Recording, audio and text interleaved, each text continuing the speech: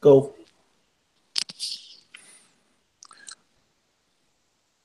Peace and blessings, world. Welcome to another edition of Phresh Perspective. We running a little lean today. Uh, it's just me and the great orator and tactician, but we still gonna have a good time and we still gonna give you good information. I'm your host, Irvin Hawkins. Like to introduce to you the great orator and tactician. What's going on, my brother? It's just me and you. What's going on, man? Well, they finna rock. They finna realize how we rock. Let's do it. Absolutely, absolutely. Well, we've been through a couple days of NBA basketball. A lot of things have happened. First, I'd like to know how you feel about Hayward's injury, man. Whew. Well, Uh, as far as Hayward injury goes, that's a major blow to the plans of the Celtics and the playoff aspirations. But it could be a blessing in disguise because it also allows the opportunity for them to see the weaknesses within their roster um, and also develop the young talent that they needed in Jalen Brown and Jason Tatum. Bring those guys up to speed. They got 82 games to really come into their own and be solid players for the future. Because we all know that the Boston Celtics were not winning a championship this year. This is a team of the future, and Gordon Hayward getting hurt can put them in a better position in the future. now hold on. You don't think they could have at least pushed the Cavaliers to 6 or 7 games, or do you even think they still made it back to the championship game? The goal is not to push a team to 6 to 7 games. The goal is to ultimately beat that team and the Boston Celtics. As long as Al Horford is their center and their best post player, they're not gonna make it past Cleveland. Damn, I've shot seen at Big Al, Al. and it's not a shot. Al was a Hawk, uh, probably the most consistent player we had on our roster for years. But he is what he is, and at this point in his career, he cannot be the player that gets you over the hump. He has to be a piece to the puzzle. I always felt that Al Horford needed to move to the fore and have a athletic defensive center to protect him. He score, you block the shot. You rebound the ball, he scored the points. Kind of like Tyson Chandler did for Dirk. Same way. Okay, okay. And a lot of people was excited about, a lot of moving parts this year. We have, multiple super teams that everybody was excited about. But looking at these standings, man, the Oklahoma City Thunder's 1-2. Um, Golden State Warriors is 2-2. How do you feel about these growing pains? How long do you think it's going to take certain teams to click together and get things going? Well, they got 82 games, so they got plenty of time to work out the kinks. We also got to realize that the season started earlier, shorter training camp, fewer back to backs, fewer preseason games to get all the rust off. So you still have people still getting in basketball shape and still getting their bodies right and getting their minds right to get ready to play basketball. As far as the Thunder is concerned, uh, I like the roster as far as the starting five. But at the end of the day, they're running into the same problem that they had when they had Kevin Durant, Russell Westbrook, James Harden. They're not running a system. Their guys are just playing organized pickup basketball. We're not running a system that generates shots for these players. These players are generating shots off their individual abilities or their ability to create for others. Yeah, but Not isn't like it Golden State or Popovich, not like Golden State Popovich or Brad Stevens. Well, we're finna run a play, and this play is finna get you a shot. okay? I mean, you make a good point, but isn't that the job of the coach, Mr. Donovan, to craft a Well, system to get them open shots? I never felt Billy Donovan was the right coach for that team. He definitely isn't the right coach for this team. If he couldn't handle KD and Russell, we know he can't handle KD. I mean, Steph Curry. I mean, I'm sorry, Russell Westbrook, Russell Westbrook, Paul George, and Carmelo Anthony. Those guys are great players. They're great individual players, but it's going to take them some time to gel together. But I think in order for those guys to reach their maximum potential, the maximum potential, they need to be in a system that's generating shots for them. Okay, and once again, you guys are still listening to the Fresh P Crew -2, but we still in effect. So I agree. Billy Donovan. I believe he's a good coach. Well, I'm interested to see what he's going to do. Now, there's already been one coach that has been fired, Earl Watson from UCLA, coach of the Phoenix Suns, has already been fired 3 games into the season. Man, who else is on the hot seat? Um, Believe it or not, you're gonna have a few coaches on the hot seat this season. One of those coaches is gonna be Tyronn Lue. Tyronn Lue is gonna get tested this season. Ooh, back on Tyronn Lue. Back on Oh, Tyronn oh, Lue. he's Talk gonna to me. get tested this season. As deep as Cleveland is, he has to put the right people in the right spots at all times. That's his job. He got one job, and if he doesn't succeed at that one job, it's going to be trouble. He's already made one move and moved J.R. Smith into the starting lineup and D Wade to the bench. Okay, what's going on with D Wade, man? Is D Wade just showing his age, or this is still working out the kinks, trying to find his way in the system?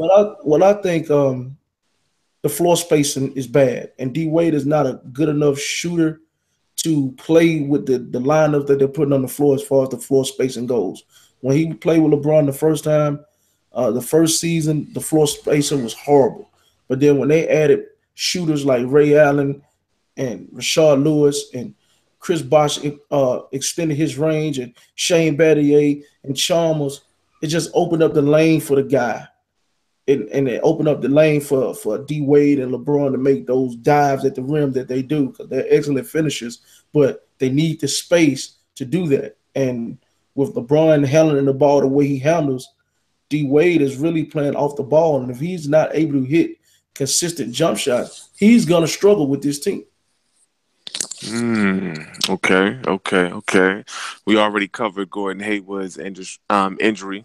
What about Derrick Rose, man? Courtney called this one. He called it quick too. How you find? Not that I'm laughing at the man is injured, but everybody's been talking about how injury prone this team is. I've already said LeBron doesn't have any excuses this year. No excuses. This team has the talent to take it all. I don't want to hear nothing from Cleveland and LeBron fans. But how do you feel about that D Rose injury? And are we going to see more from this team in terms of injuries? Well, for me, I never give LeBron excuses anyway. Once they named him the greatest player in the world and one of the top players of all time, then I expect him to deliver when it's time. I don't care who is on his team. If he in the big game, let's go get it done. But with that being said, as far as Derrick Rose and the injuries of his team, these things are going to continue to happen. They got a team full of injury-prone people, whether it's Iman Shumpert, whether it's Kevin Love, whether it's Isaiah Thomas, whether it's D Rose, whether it's J.R. Smith with his hands. He have thumb injuries from time to time. Uh, D Wade, Jeff Green. They have a good team on paper, but these guys are injury prone. Their job is to get as close to healthy during as when they make their postseason run as possible. We need all y'all on deck then. Now it really doesn't matter. Okay. And we got to talk about how you said that 29-piece spicy. The first game Lonzo Ball came out and got locked down by Patrick Beverly. Second game he came out and did his thing. How do you feel about the first week for Lonzo Ball? Well, And I just want to address the Pat Beverly situation first. okay. I want to believe that Pat Beverly handled it in the media, and not necessarily in the media, but he handled it in his personal conversations with Lonzo the way he's supposed to conversate with a young player who has potential in this league. Just let him know what he got to work on, and continue to instill confidence and let him know that he's going to be a solid player. But we all know that LeVar Ball has wrote a lot of checks that Lonzo gonna have to cash. And make no mistake about it, we've seen Pat Beverly guard elite point guards and give them trouble, bother them a little bit. So I didn't really take too much of it because he just did what he's supposed to do. He's a first team all pro defender.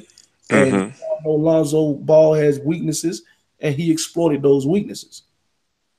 Now, as far as when he played the Phoenix Suns, he got into a better rhythm. He was more aggressive, more confident in his approach. He was able to get to the lane because he still doesn't have a mid range attack yet. He's still working on his floater.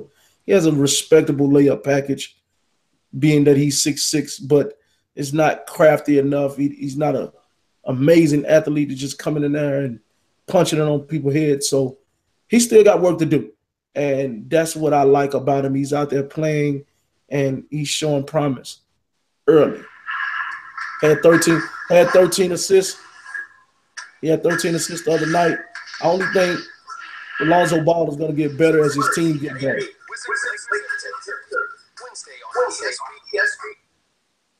Sorry about that. Go ahead. And I was just saying, as time progresses and that roster progresses, Lonzo Ball is a guy who's going to be good because of the level of his teammates. That's how he's going to get off. He's not going to be this world beater going out there going for 25 and 12. No, he might get hot and thump a couple threes, but at the end of the day, his job is to drop dimes. And the only way you can drop dimes is put a lot of weapons around him so he can make sure that those players are getting the shots that they need. So do you see him more like a Rondo?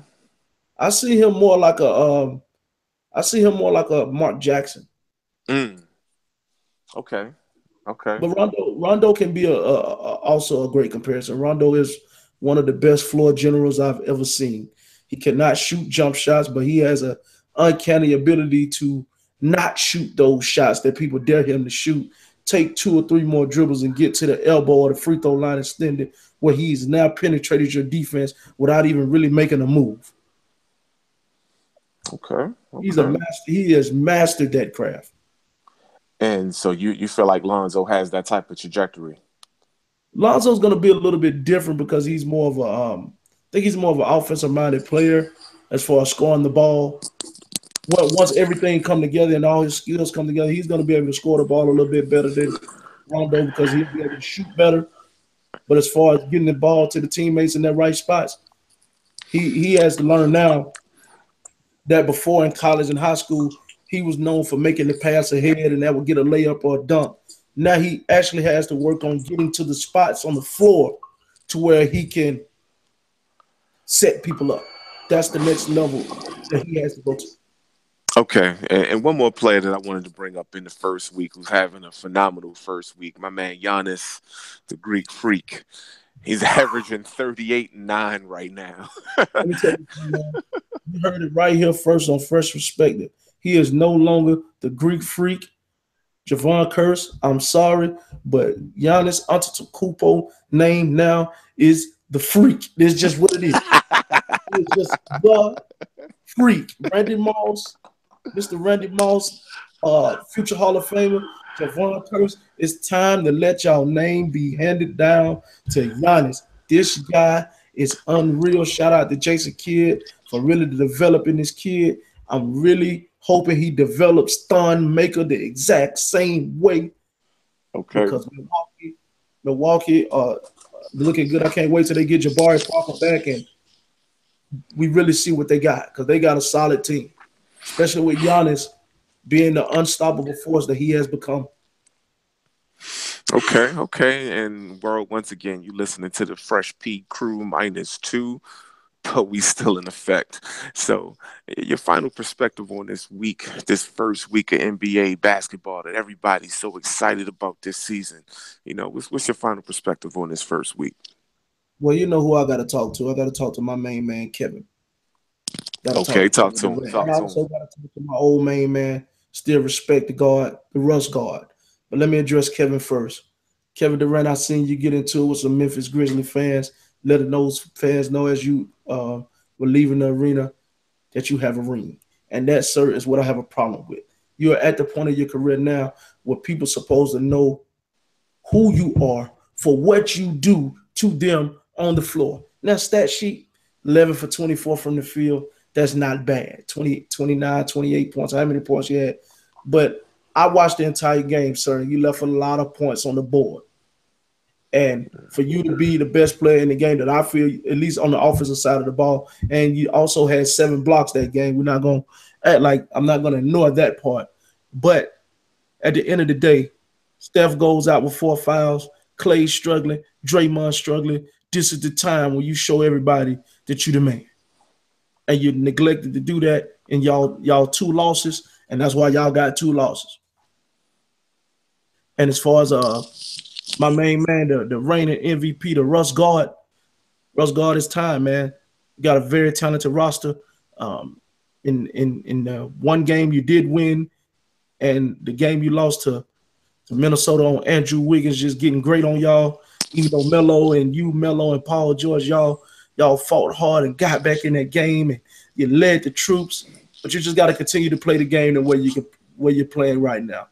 Play hard on the defensive end. Continue to get everybody their shots and understand that you can score whenever you want to. And you getting those other players involved only makes your job that much easier. Okay, okay. Sounds good, man. Sounds good. So we at the end of this show right here. First week of NBA basketball. It didn't disappoint. I Hey, think it's gonna be I think it's gonna be an awesome season. Yes, sir. Go ahead, my brother. one more thing, man. Shout out to Dwight Howard, man. We saw you out there working. 20 and 15 on the Hawks. I saw you, boy. Well, listen, I was one who voted he's not a Hall of Famer, but you never know. He Hey, may get in. He definitely has the talent. Jalen Rose keep letting you know. Dwight Howard is the best center of his generation. He's going. Get over it. He's still just maybe we might need to do that show all over again, but Three-time defensive player of the year. Ben he's Wallace got three and he finna go. you know what, I hope he go. That's been one of my favorite No, players. Ben Wallace going. Ben need to go, but man, I just have to say peace and blessings, world. Thank you. Please tune in. Please hit the subscribe button. Please hit the like button. Please tell a friend. Fresh Perspective, Fresh Pre Crew -2. Say that 5 times. We out. Peace.